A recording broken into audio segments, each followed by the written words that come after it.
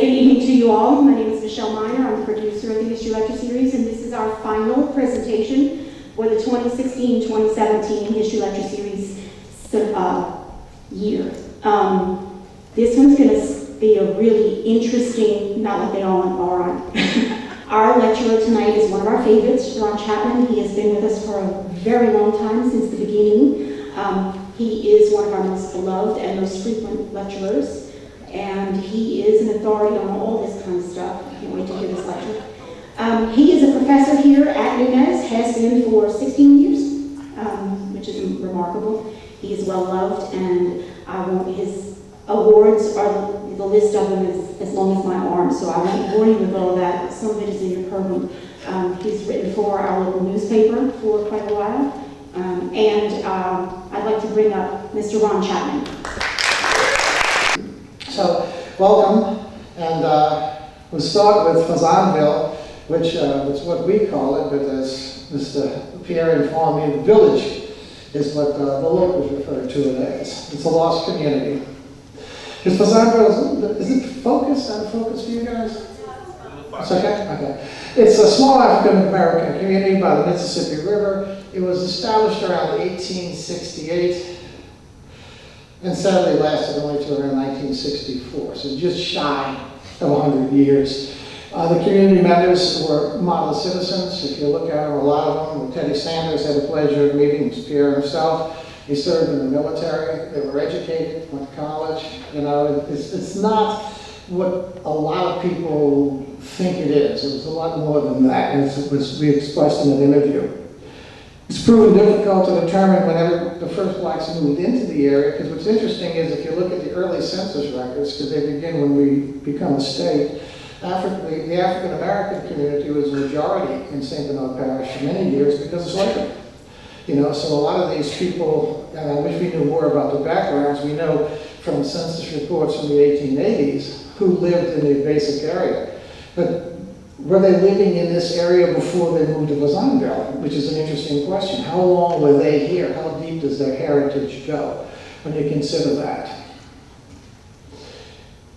The time was the 150th anniversary of the Battle of New Orleans. There were 30 households. I was fortunate, Steve Stokenall had given me a survey map that lays the whole property out with all the names. I'm going to get together with Mr. Pierre with a copy of that map and give him a copy of it. And then also would like him, because he's got a remarkable memory. Because he sat back at one point and I asked him about the houses, and he ran down every house and everybody who lived in every house, which was incredibly impressive because I couldn't do it. And that's an important document to know who was living where. So we'd like to assemble that at some point and get that to him. But there were 30 distinct houses. Interestingly, if you look at the chart of the survey, Lot 15 is marked off for some reason. And as Michelle said, I lost a lot of my records on this in Katrina. But at one point I had a document from the federal government where when they assumed full possession of the property, they assumed everything but Lot 15. And I thought that was peculiar. And they did a presentation once here back in 2001, 2002 to the New Orleans Archival Association. And their response was, it's probably a cemetery. Who might be buried there, I have no idea. But it would be interesting, since we have the survey map, if somebody could do an exploratory dig in that particular area. These people live there, live happily. As you talk to Ms. Pierre, it's a beautiful community, until we come up on the 150th anniversary of the Battle of New Orleans. At that point, an effort was made to try to make a big splash for the 150th. So it was Miss Martha Robinson was leading the charge more than anyone else. And the intention was to get Kaiser Aluminum to donate the land that it possessed, but had little access to because of the National Cemetery, between the Fazendeville and the cemetery.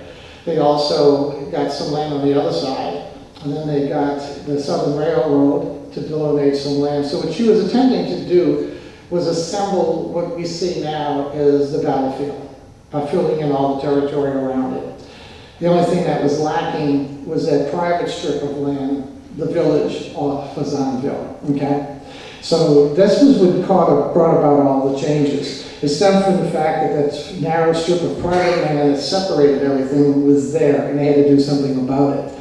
The name Fazan, after determining it, you start looking at Fazan in Louisiana history. And I remember going to some of the earliest records, I ran across the name Jacques Fazan. He came in just a few years after Bienville. And after they established the city of New Orleans in 1718, by 1723, they were bringing slaves in. And they had the slaves in a slave area, or a pen, if you want to call it that, in Algiers. Jacques Fazan was a member of the Superior Council, which was the governing authority at the time, and he was giving authority over the slave pen. I find that fascinating because that's an interesting name. It's not a popular name, and you see an early association. And if you look at the relations between black and white, especially the French and Spanish period, it's completely different than it becomes after we become an American territory and a state. So he came to Louisiana, served in the Superior Council in 1722. He's serving in that capacity. The Fazan family would also eventually own 2 plantations on the other side of the river. You can kind of see them here and here. So here's the end of the river here. Here's the French Quarter. So they're over this area here, this strip, and that strip, able to blow up of it here. So you can see here's Jacques Fazan here, and then down here is Fazan right here. Interesting, he's right by the ferry landing. How about that? That's his 2 spots. So this is a man of some influence in Louisiana in the very early years. The Fazan family was a member of the Superior Council, as I mentioned, is treasurer, and he controlled the slave pens. He was born in France in 1693. He died in 1748 here. He married Helene Moyet. His son, Jean-Gabriel Fazan, 1718 to 1808. Charlotte Drew, the Drew family did a lot of developing in the Gentilly area. They're connected to the Drew family. They founded Gentilly as notary for the Navy. R.J.G. Fazan II married Constance Larche, a mulatto woman running a rice plantation in Plaquemine. She owned 30 slaves. And the son, Jean-Pierre Fazan, born in 1809. This is the Fazan who turns, if I'm not mistaken, the property and develops Fazendeville. The property was originally part of the Chalmette plantation. And if you're familiar with the story, Ignace de Chalmette fought in the lines in the Battle of New Orleans. His house was destroyed, I believe it was December 27th. Jackson realized that it could be a place that British snipers could hide behind. So he blew it up and burned it to the ground. And militarily it was necessary. Supposedly after the battle was over, Ignace, who was in his mid-60s, walked with a cane, returned to his plantation, picked through the ruins, the half-buried bodies of the British soldiers, so you can imagine the carnage that was there, left, went to his home on Conti Street, climbed in bed, and was dead in a matter of a few weeks. He left no issue, so as a result, the property was there. So the Saint-Amand brothers purchased it in 1817. A portion of the property devolves down to their sister Felicity, or so. She marries Antoine Pillet, has a daughter Catiche. Catiche marries Jean-Paul Fazan. So now you see how the property ends up in the Fazan family. He's a free man of color. He inherits 1 arpit of land. An arpit is about 192 feet. The way the French long lot system worked, you bought so many arpits along the riverfront, and it went back automatically to the 40 arpit line. 40 arpit canal, right there. That was a 40 arpit line. So she got 1 arpit, which would basically explain the narrowness of the property, and it would become Fazendeville.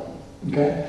Now, Saint-Jean-Pierre II inherits the land in 1854. So it's actually, it's his father before that. He gets the land in 1854.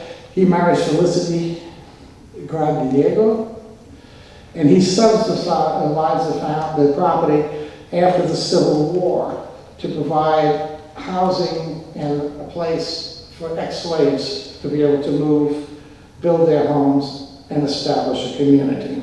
Okay? At the same time, they established the Battleground Baptist Church on April 16, 1868. Battleground Baptist Church still exists despite everything that's happened.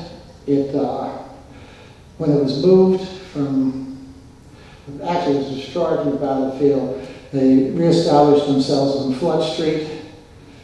Then Betsy took it out. Then they reestablished it again. Then Katrina took it out. So these poor people have gone through hell, if you can imagine it. I know what it was like being relocated for Katrina and having everything taken away. I can't imagine having it happen 3 times in my lifetime. It's just, it's beyond comprehension. So Pierre Fazan, or at least account of the land transfer, is a transfer of property from Pierre, a free man of color from Plaquemines, to his sons in 1856. And the first mention of American Fazan is an 1870 census in St. Bernard Parish. So now we get into the census records, and you can start tracing things down. If you look at the book in there, I have some old census records, and I think Pierre was thrilled to find out that he had a family member that was in Virginia. He didn't realize that. It's amazing what you can find there. Pierre and Pauline, age 40, were living in dwelling house number 88. What that address in the modern terms would be, I don't know. This is 1870s. There's no address, no indication of where it is, but it's in Fazendeville. Both were farm laborers, neither could read or write. Both were born in Louisiana. Ralph Cager was in their same census. They grew up in Fazendeville, claims that Fazan came from Plaquemines Parish. Unfortunately, the burning of the Plaquemines Parish courthouse some years ago, if you remember, in 2003, all those records are gone. So it's one of the sad things. It's like Virginia history in the Civil War. They lost all the House of Burgesses records. So sadly, these things happen, and we lose these threads that connect things together. First cluster, okay, so it indicates the formation of the black community, the cluster of black families. This is numbers 138 to 55 in the 1880 system.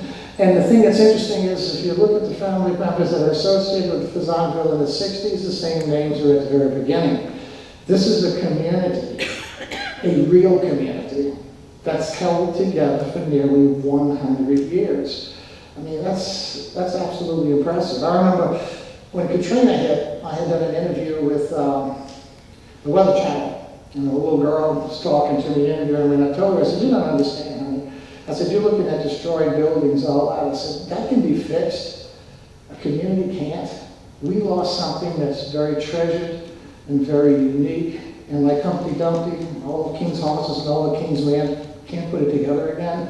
And that's what happened to these people. Only in this case, it was the king's horses and king's men who took it down, rather than trying to build it.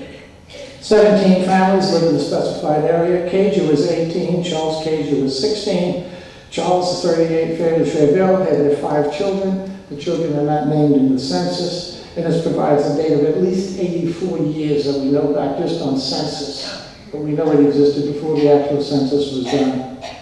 This is the Chalmette Plantation, and this is looking at a map that was of the Battle of New Orleans, and this is where Fazendeville is. So you'll see it's right on the Chalmette Plantation.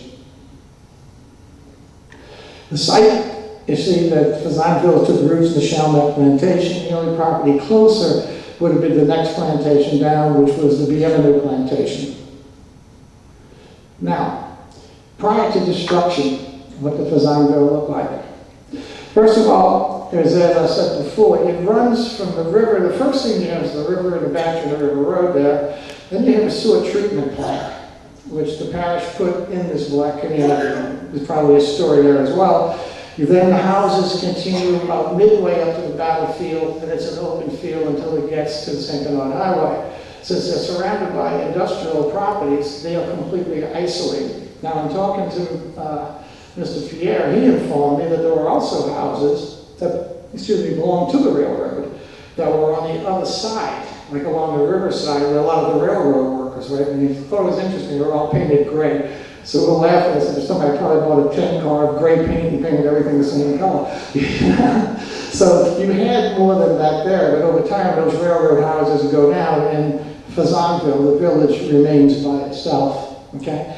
The sewage treatment plant occupied the lot closest to the river. A single road circles the community with a ditch on either side. As I appreciate, the kids used to love the crawfish there. They have a lot of fun along that. There was a farm, that was the remnants of a former mill race, because at one time that area was used as a rice plantation, and they were grinding the rice and cleaning the rice along there. The large grove of pecan trees flourished between the mill race and the Beauregard house, where the kids would collect all the pecans and I can imagine what Pecan Pie and Pralines must have been like. It had to be amazing. And then they also had an area in the back where, as Mr. Pierre was saying, they had baseball. And the kids played baseball all the time. Open pasture lies behind, land to the west was used for a baseball field. There were 33 lots of houses. As I mentioned, no lot on lot 15, which is an interesting thing. One-room schoolhouse. I had 8th, I'm sorry, it was the 3rd grade, so I'm corrected there. I gotta make that correction. There's 2 general stores, as Mr. Pierre said, over time one of them closed, so you ended up with just 1 store there. 2 benevolent societies, the Battleground Baptist Church, a dance hall, 3 bar rooms, and storage. What I mean by storage is, this is a sideline on a personal level. My lovely wife's grandfather was a trapper, and he used to collect furs, and when, I may be exaggerating a little bit, but I don't know, and she's looking at me, what is he gonna say? But, you know, back then people would trap, and then the federal government comes up and starts putting all these restrictions, and you know, the Solanos don't believe in restrictions, so they would trap anyway, and he just had a friend that lived in Fazendeville that would hide his furs for him until the season opened, then he'd run to Fazendeville, get his furs himself. So there were all sorts of cross currents that were going on. She's just scratching her head looking at me. Didn't believe I'd say that. Yeah, you did. So, looking east, so this is a photograph, an aerial shot. This is the sewer treatment plant. This is the pecan grove here. This is, I thought the baseball was played here, but Mr. Pierre informed me they played here. This is that one strip shell road that went back here. Here's the Beauregard house. These are the homes all along here. And as he was saying back here, you might have a hint of something there. These are houses that were along the edge here. These were the railroad workers, and the people here also worked at the sugar refinery as well as with the railroad. And the railroad work, you see now these massive machines, but imagine what it was like back then, having to take a pick and pull out those railroad spikes, raise that track, slide out those heavy timbers, and then put them in by hand. And that's what these guys did.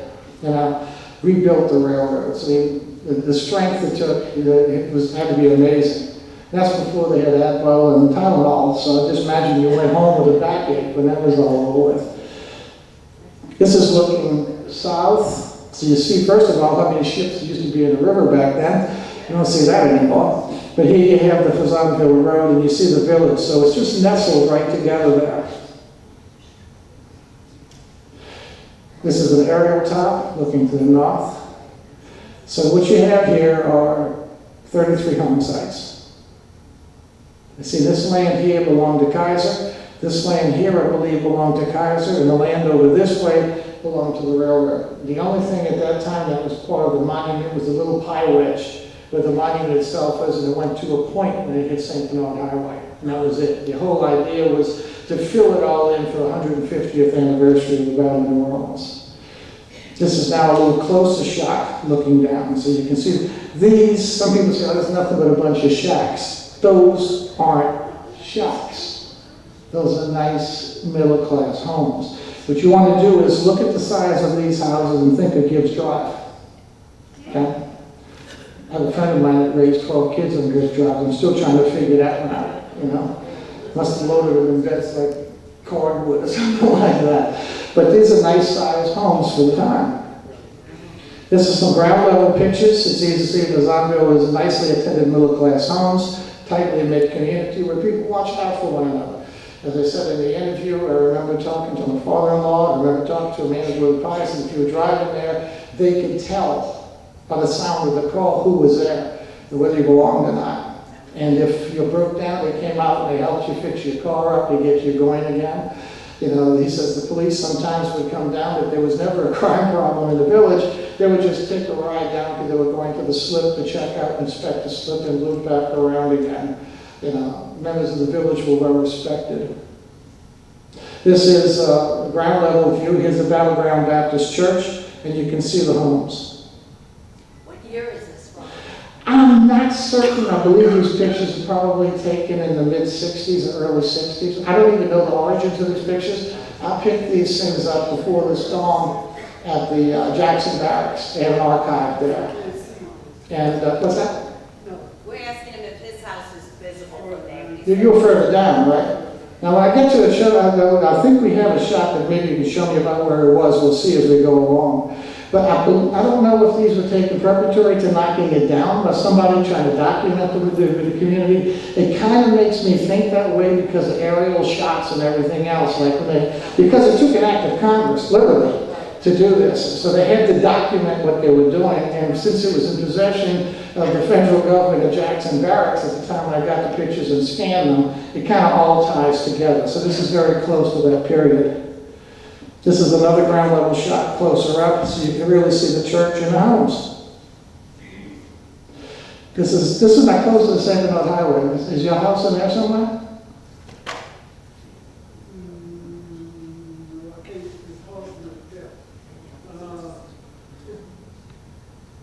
That one? No. Would have been closer to the river. This is the last house. This is You see, there was a big empty lot. They had a lot of double houses, and they all caught fire. They had a hard freeze. I think that was about like 1949.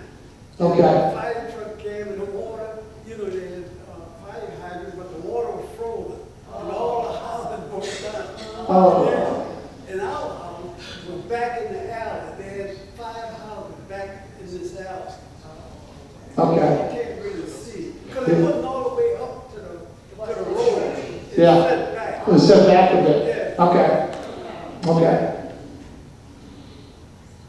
This is another closer view, some more. You can see that's a nice house. Where was lot 15? What's that? Lot 15. Yeah. Where was that? Wait a minute. Where was lot 15? That was, Well, I don't know where lot 15 is on here. I really don't. I'd have to sit down and take the map and map it out and count how many houses back and find it. But yeah, that's a perplexing thing for me because we were talking before. I said, well, what about doing a dig on lot 15? And they said, well, you have to get the permission of the federal government. I said, well, not if they didn't take it. It's probably just open land for a second. But you can see the kinds of stack back there. So that'll give you an idea too of the date. This particular house, there's one house that's very old, and you can maybe help me with this one. That looks like that might have been one of the original homes. I know this Miss Rose. There was an old lady lived there by herself. Miss Rose. When I was a boy, she was maybe about, I don't know, maybe about 60 or 70 years old. When you're kids, everybody you can be 40, that's all.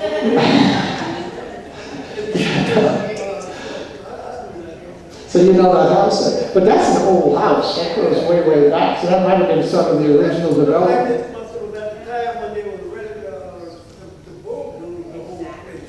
At that time, Yeah. Yeah, that line was taken probably in the, around 63 or so. Yeah. This is the Battleground Baptist Church. It's a beautiful little building. This is the National Park Service. I tried to locate some more pictures on this, and I haven't been able to. Maybe go to Washington. But this looks like to me, number 4, that maybe somebody, because they were expropriating the property, went down the line, photographed each house, put a number by it, and just put National Historical, and they put a number, but they didn't fill anything else out. But do they have one of these for every house? I don't know. That's the only one I found. But the fact that that exists indicates to me there's more than one. But where are these records? Do they belong to they're in the federal government, but that's, good luck on that one. It's the question, is it in possession of the Park Service, or once it gets to Congress, is it in a congressional record somewhere in their archives? That would be interesting to see, because if you found that, you'd have an individual picture of every house that they had to use to document the fact that they were expropriating this property. Chapman National Park grows, 1855, just as a throwback on that. The state began erection of a 100-foot monument on a 13-acre site. It was very small. State transferred the monument ground to the federal government, which completed the monument in 1908. Louisiana donated another 36 acres, including the Rodriguez Canal. 1939, established as a National Historic Park. 1960, the Kaiser Corporation donated another 13.5 between the park, and to the park from Fazendeville Road. 63, Kaiser donated additional 11 acres between Fazendeville and the National Cemetery. So Kaiser has been hit with this stuff, donating a total of 23 acres. But over a period of 108 years, the Chalmette Park had 94 acres. There's only one problem. The land's donated to national cemeteries, the national park. Everything was separated by Fazendeville or the village. They got all the pieces together but that one, and they wanted that piece. So, Battle of New Orleans, we're coming up now to the 150th anniversary. There's a lot of celebration being planned. So on February 16, 1862, Russell Long testified before the Senate to establish a commission for supervising the celebration of the 150th anniversary. The commission composed of 23 members appointed by state and local government. The year before, Senators Long and Ellender had introduced a measure that was now coming to a vote to establish this commission. This here is the St. Bernard Voice, the article in the Voice talking about within that resolution to acquire Fazendeville properties for the national park. That was placed in the legislation establishing the commission. So when the Congress voted on a commission, they voted also an acquisition at the same time. Probably not too many people realize that. By telegram, Senator Ellender and Congressman Hebert, and I said are all involved, okay, announced that Congress passed and sent to the President signing the law a resolution to create a commission for the commission and authorized the purchase of certain land within a historic site. We know what that land is. The article continues, the purchase of certain land with the Chalmette site is individually owned by Negroes residing in Fazendeville Lane. St. Bernard Voice, September 1962. So this takes them a while to do this. Telegram, the waste president to sign the Chalmette bill. This is John Kennedy. January 11th, President Kennedy appoints 6 members to the commission. Miss Martha Robinson is the one who's leading this.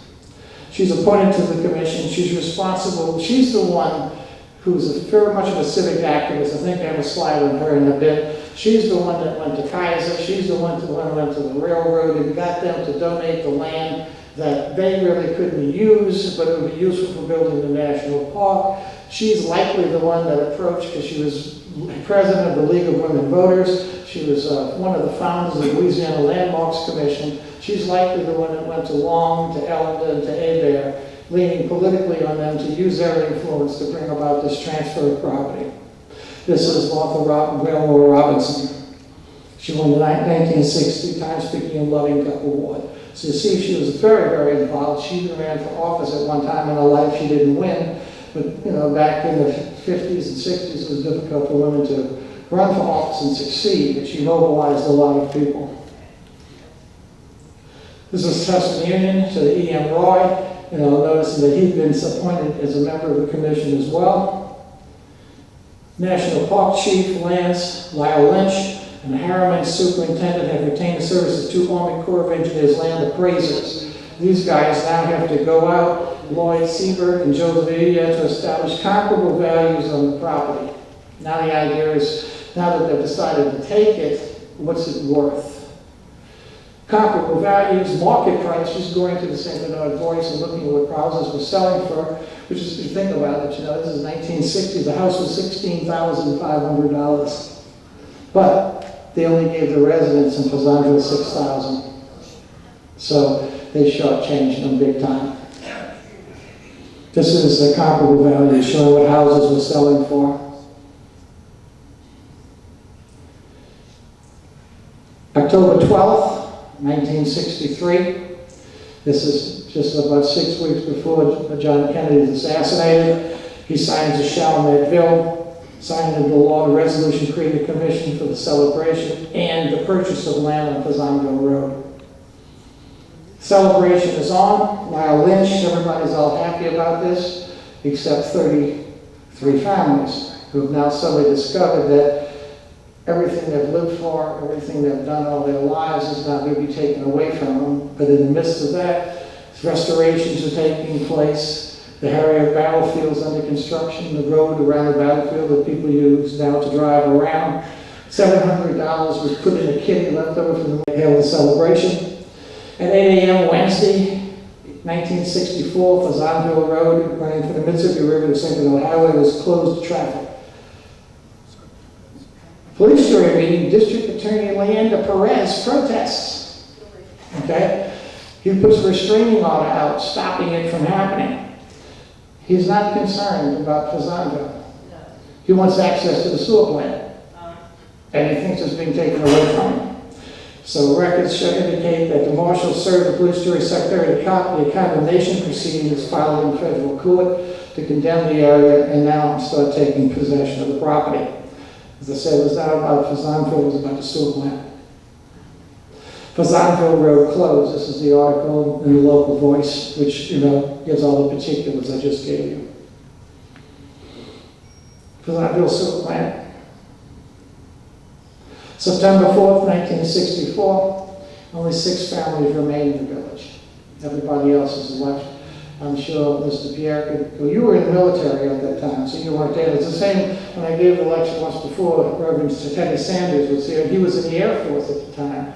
So both of you all were off serving your country when this happened behind your back, and when you came back, it was over with. But you just wonder, as these families were displaced, some I understand were able to physically move their houses. Most of them left them. Some moved to Violet, some moved to Lower 9. They moved their houses and otherwise established homes in New Orleans. That's in the St. Bernard Voice. As for the celebrations, Sesquicentennial, it continues. Sugar Bowl games are celebrated to the battle. Tour of Vauqueré homes takes place. It's a big shindig. Restaurants serve meals based upon the food that the people ate 150 years ago in 1815. Jazz Festival at Jackson Square is part of the celebration. It's probably the first jazz festival. You sit down and think about it. We're going to that right now. Plantation tours upriver towards Baton Rouge, historic tour of St. Bernard Parish, and Postmaster General Dragonovsky makes a presentation of a commemorative stamp in Jackson Square, and that's the celebration 1965 cachet of the letter for the Battle of New Orleans. Amidst it, celebration tears, sealed bills for the purchase of a double-frame dwelling in Old Fazan will be opened at 2 p.m. This is the last house. The building will be sold as is, and the remaining building is the Fazendeville Lane, which is part of the U.S. government. Also being sold is a frame garage that basically bulldozed everything that has been left except for this piece. The building must be removed within 30 days. A successful building sold as is, where is. You take it and then you move it. This is the story in a voice about the last piece. February 26, 1965. Proceeding marks the mention of Fazendeville, the last time Fazendeville was mentioned in the St. Bernard Voice. It literally ceased to exist. With little fanfare and little concern, part of government and local support of the park, a quaint 100-year-old community ceased to exist. The houses that were not moved were bulldozed down. And one family, I forgot the name, Miss Pierre, one family had an accident. They were in Texas. They were coming to get in a terrible accident, so they couldn't get to the house, and the house was bulldozed, and they lost everything. They were Clinton Mine. Oh, the miners. Clinton Miner. Okay, yeah, that's the name that goes way back in Fazendeville. Okay, I wanted to have to put that in there just for reference sake. This is an aerial shot in 1971. This is where it was. All you have is a scar. Here's another view. So they've got their monument, they've got all their land now, and they've bulldozed everything down, and you just have, that's it. That's sadly Fazendeville, Bulldoze the trees and everything, huh? Yeah, all the trees are gone too, all the corn trees, everything is gone. It's been 38 years since the federal government had to pull it together. But the problem is nobody really thought about the community of Fazendeville. I made a presentation like this, again, in around 2002, 2003, to the Southwest Historical Society, and one of the people sitting on the panel was a Park Service member, and he said, what's particularly sad about this story? He says, 1 year later, 1965, they passed a law that you can no longer displace people from their property when you make it a national park. He says it came a year too late. Otherwise, these people would have been left completely alone to live their lives as they choose. But the law was changed too late. Now, whether it's tied to what happened here, I don't know. But I kind of get the feeling not, because I think what happened here was like a footnote. I don't think the rest of the people in government really cared. You know, it was devastating to the people who lived there. But, you know, it was just the drive was to assemble this national battlefield. And these people just basically got in the way. And that's today. That's where Fazendeville would have been. You can kind of see the rise where the green grass is and everything. And that's all that remains. This is when I gave the lecture in 2003. Some of the people that were there. There's Reverend Sanders. Now, he's now in Alabama, I understand, right? He's a wonderful man. You know, but like I said, these poor people, because I remember after they left Fazendeville, were displaced, they went to the lower 9, and then within a year, Betsy came and flooded out the lower 9, and then we did this in 2003. I met with him at the Battleground Baptist Church. They had this beautiful painting done, and they had a dedication of the painting in the church. I was there, you know, with Teddy Sanders, and then 2 years later, Katrina comes and wipes it all out again. You know, it's like, you know, your life is an Etch-a-Sketch. And every couple of years, somebody picks it up, shakes it, and makes you start over again, you know? It's just mind-boggling to think about that. That was the lecture. Now, who are these people, Mr. Do you know? Morris Williams. Morris Williams. And that's his wife and son? I don't know who the lady was. Okay. He was a deacon in that brother. She was a deacon. Okay. Okay, so that's when I had all the pictures and everything set up on the outside. This is a lot of these records. Some are in that folder, the rest of them were lost in Katrina. My office was on the first floor, it went under 8 feet of water. And the thing was, I thought I lost everything, because I had a binder that had opened it up and it just rotted. It was solid black. It was in the basement in the place we had in Natchez. And then one day when we were talking about this, and I think I met you at the battlefield, and I went back, let me look at this thing, and opened the thing up, and I break it open, and I start taking stuff out. I look and I said, wait a minute, this isn't Fazendeville. Where the hell's Fazendeville? So I'm digging around the basement, and I found another container. And when I opened that one up, thank God it was in better condition, you know. So that's what I have in plastic, because it all got, you know, I had to dry it out of the process to get it all secured. I lost some of the records, because one of the more interesting records that I searched everywhere for I can't find goes back to Lot 15. Because I actually had a document that when the federal government took over Fazendeville, they took over everything but Lot 15. And that document's missing. I'd love to have that particular document, because I think it would be interesting, so that somehow I root and find it. And that's me and Teddy Sanders some years ago. Understand he got a little like me, huh? I keep telling my wife I've got blonde hair, but she don't believe me. I wonder why. Thank you so much. I hope you found it interesting. And I'd like to dedicate this to this gentleman right here. It was a splendid interview, and I think one of the most touching things that came out of the interview, I asked him after we were finished what comes to his mind. I don't know if you remember, you probably remember. He said, you know, if I won the lottery and I could do it, I'd bring it back. Every house, every tree, every person, and bring my community back to what it was. And that just brought tears to my eyes. You know, I really did. Because it made me realize what a cherished thing that was. And now it's now gone. Thank you, sir. Appreciate it.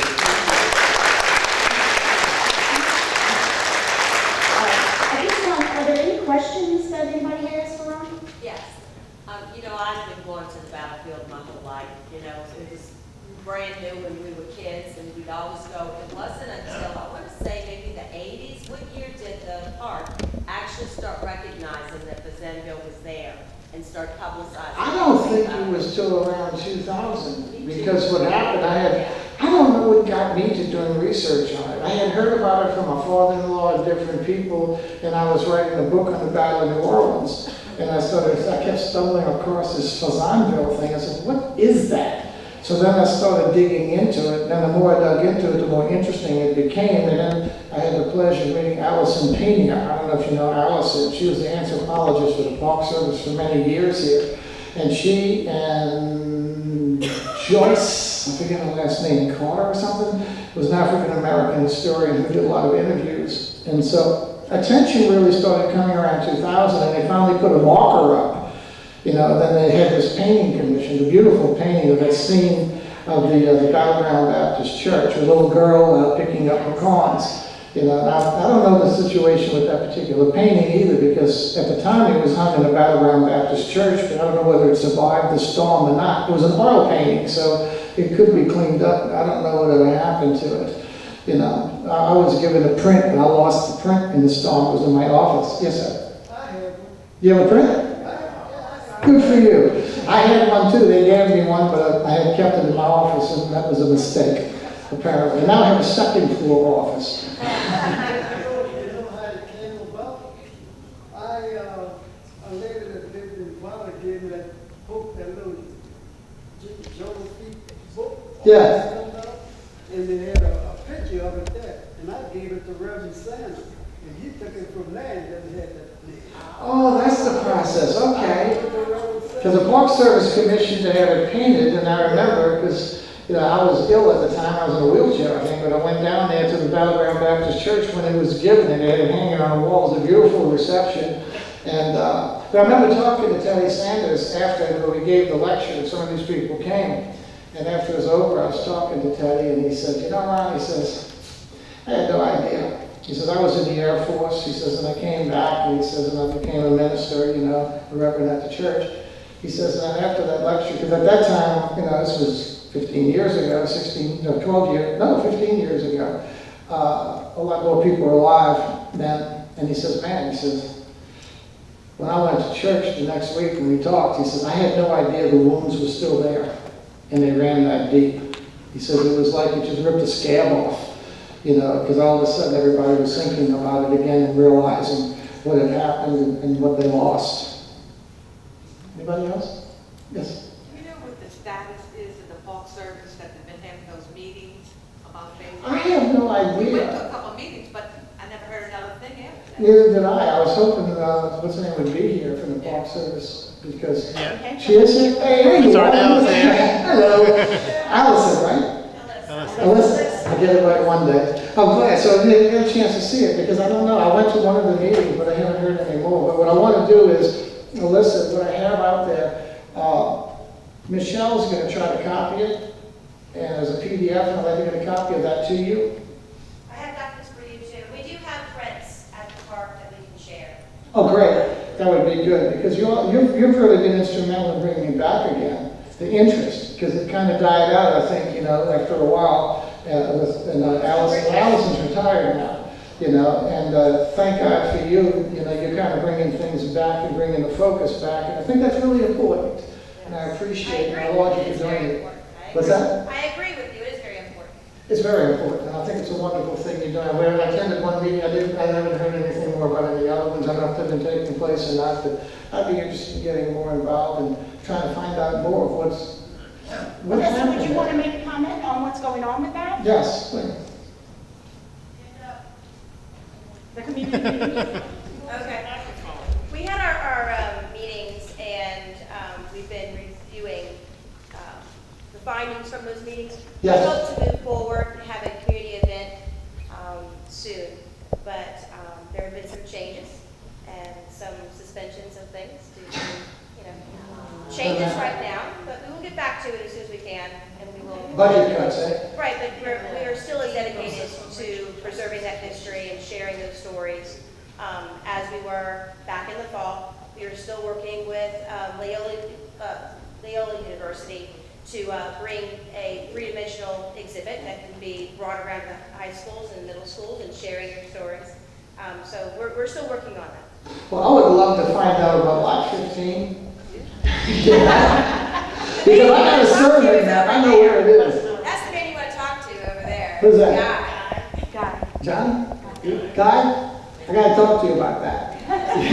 Because it just struck me when the archivist told me that, oh, no, there was no family. Oh, that's a cemetery. I said, what do you mean it's a cemetery? I said, the only reason they won't take possession of the property is a cemetery.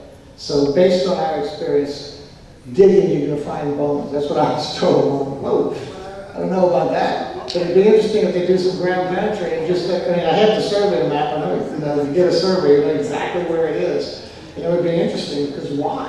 I mean, if it was a cemetery, it's not a Fazendeville cemetery, because that's Ellen Cemetery back on Soledad Street. That's where everybody goes. Is this an old slave cemetery? When there was a plantation there? If it is a cemetery at all, we've never found bodies in the Valley of New Orleans. Never. You know, so I don't know. It's an interesting question that kind of hangs out there and been plaguing me for years. Yes, ma'am. Are there any plans to put a marker or a plaque There is a marker. stating that this was the former site? Yes, if you go around the circle there, there's a marker they placed. When did they place that, Melissa? You know? That was in the 2010. 2010, something like that. Right? So yeah, finally it's been acknowledged, so people who make the swing around will suddenly see it. I think that's wonderful, but it's not enough. You know, there needs to really be something there to acknowledge and honor these people, because they made the ultimate sacrifice. I mean, Kaiser gave up property they couldn't use. The railroad gave up property they couldn't use. These people lost their homes, lost their community. And we all know what that's like, right? So you can imagine. Yes, ma'am. There was an article that I read back in 1901 when they tried to appropriate for the railroad. They were looking to offer, I think it was around $1,500 per house. And one of our meetings, one of the last holdout said he received $500. So that 1902, it would have been 3 times as much as he received in 1960. Yeah, they got nothing. One family, I believe, refused to take anything. They were so angry, you know, about it. But then later on, some of the heirs tried to get it. They said, no, the time ran out. They're all owed money. Huh? They're all owed reparations. Oh, yeah, they definitely are. Well, the mere fact that a stand at home was sold for $16,000 and they got $6,000, that tells you something right there. And supposedly these guys are looking for comparable values. Where did they go? You know? Well, thank you so much. I appreciate it. Oh, wait, wait, wait. I'm sorry. I wanted to ask, I would like to see some relationship with the Battleground Baptist Church, Nunez, and the federal government. As the decisions and the choices that are being made, the research being made, I'd like to be able to see that, to see them be able to be a part of that process as well, and not That would be just wonderful. not just be left out and see the after fact of everything that's being done. You know, since they are still in existence, oh my God, and since we've come back post Katrina, absolutely. What better way is that to say, look, this is something that happened and it happened and they acknowledge that it happened. No, you're 100% And have them to correct. participate and be a part of that, not just the university, but they're just as essential as well. Yes. Right, so that's where sadly it always happened, because like Reverend Sanders and I worked together and put this thing together, so we had a good cooperative relationship. And I think he was displaced in Katrina, if I'm not mistaken, right? You know, that's what put him away, you know. And sadly, they still, just a couple of months ago, there was a funeral at Ellen Cemetery. So every day, they're like veterans of the Second World War. We're losing people who were from there. And no, you're right, you're 100% But the right. church is up and running. What's that? The church is up and running. Yeah. It has never gone away. It's always been there. It still is. Yeah. Thank you. Well, thank you so much.